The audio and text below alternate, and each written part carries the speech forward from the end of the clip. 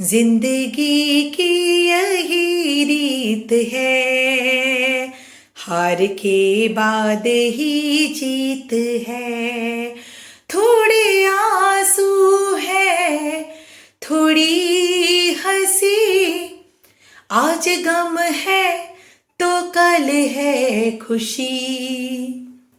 जी हाँ दोस्तों, जिंदगी में बहुत से लोग ऐसे होते हैं जो जीवन में अगर एक बार असफल हो जाएं या एक से भी ज्यादा बार असफल हो जाएं तो वो ये स्वीकार कर लेते हैं कि अब वो किसी काम को करने के लायक ही नहीं है। और आपको पता है उनको ये सोचने के लिए कौन मजबूर करता है? शायद वो खुद, क्योंकि वो खुद पे से अपना विश्वास ही खो देते हैं। तो सबसे पहले स्वयं को जानो, खुद पर विश्वास करना सीखो।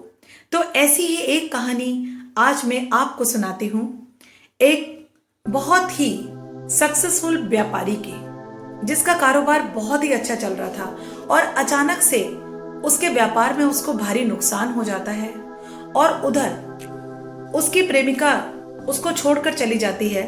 यानी कि उसकी प्रोफेशनल और पर्सनल लाइफ दोनों ही बहुत ज्यादा डिस्टर्ब हो जाती हैं और वो इतना डिस्टर्ब हो जाता है कि वो बहुत डिप्रेशन में आ जाता है और डिप्रेशन में आके अपना घर छोड़कर कहीं दूर चला जाता है और सोचता है कि अब इस शहर में दोबारा वापस नहीं आएगा, ऐसे ही कहीं साधु वाधु बन के अपना जीवन काट देगा। तो वो जब रास्ते में जा रहा होता है तो वो बहुत दूर निकल जाता है, तब उसको एक आदमी दिखाई देता है जो किसी घर का ताला तोड़ रहा होता है। तो वो उसको बोलता है कि भैया एक रात आप मुझे अपने घर रुकने देंगे?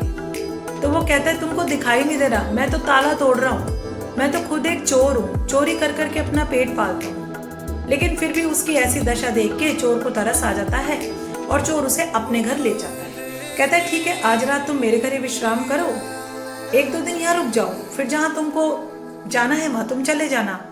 तो अगले दिन चोर जब अपने काम पे जा रहा होता है अगली रात को चोरी करने के लिए, तो वो उसको कहता है ठीक है, तुम खाना वाना खा लेना और सोने से पहले भगवान का शुक्रिया जरूर करके सोना कि भगवान आज तुमने मेरा पेट भरा और मुझे अच्छे से खाना खिलाया, और आराम से भगवान से ही प्रार्थना करके सो जाना। तो वो कहता है वाह, चोर तो बड़ा सही है कि रोज हर बात पे भगवान का शुक्रिया। जब चोर अगले सुबह लौट के आता है तो वो व्यापारी उससे पूछता है और भाई अच्छा धन मन हाथ लगा तुम्हारे या नहीं? बोलो नहीं नहीं, कुछ ऐसी खास तो नहीं लगा, लेकिन कोई बात नहीं, भगवान देंगे, मुझे भगवान पे पूरा विश्वास है। तो उसके पॉजिटिव एटीट्यूड को देखकर वो व्यापारी बहुत ही ज्यादा प्रसन्न होता है। कहता है देखो ये जिंदगी में कभी नहीं हारता, इसको कोई निराशा, भगवान से किसी से कोई शिकायत ही नहीं है। तो वो उसके घर से चला जाता है। तो जब वो जाने लगता है तो वो एक नदी के पास जाता है और वहां जाके बैठ जाता है। व्यापारी को प्यास लगती है, वो पानी पीने के लिए नदी से पानी पी रहा होता है। इतने में देखता है कि कुत्ता वहां पर आता है और एक कुत्ता वहां आता है, उसमें पानी में अपनी परछाई देखता है और फिर से पीछे भाग जाता है। फिर आता है, फिर परछाई देखता है, फिर भाग जाता है। अब वो समझ ही नहीं पाता कि कुत्ता कर क्या रहा है। असल में कुत्ता अपनी परछाई से डर रहा था, उसको लग रहा था कि शायद नदी में कोई और है। तो कुत्ते ने 3-4 बार ऐसा किया, उसके बाद उसने हिम्मत मारी और नदी में कूद गया, अच्छे से पानी वानी पिया और वापस आ गया। अब इस बात से उस व्यापारी को क्या सीख मिलती है कि कैसा भी समय हो भागना नहीं चाहिए, हिम्मत से एक बार घुस जाओ, जो होगा देखा जाएगा। अपने काम को करने की क्षमता रखो और डरो मत। दूसरी सीख उसे उस कुत्ते से मिलती है, तो उसको ये समझ में आता है कि जीवन में हिम्मत कितनी जरूरी है। अब वो आगे जाता है तो उसे एक लड़का दिखाई देता है जो मोमबत्ती जला के ऐसे ही सड़क पे चल रहा होता है। तो वो उसको पूछता है तेरी इस मोमबत्ती में रोशनी कहाँ से आई? लड़का कहता है बड़ा ही अजीब सवाल पूछ रहा है भाई, अपने आप को क्या समझता है? लड़के ने क्या करा, मोमबत्ती बुझा दी। बोला अब बता इस मोमबत्ती में अंधेरा कहाँ से आया? उसका जवाब सुन के व्यापारी एकदम चुप हो जाता है और उस बात से उसको ये समझ में आता है कि अपने आप पे ना तो ज्यादा घमंड करो और ना ही किसी को अपने से कम समझो।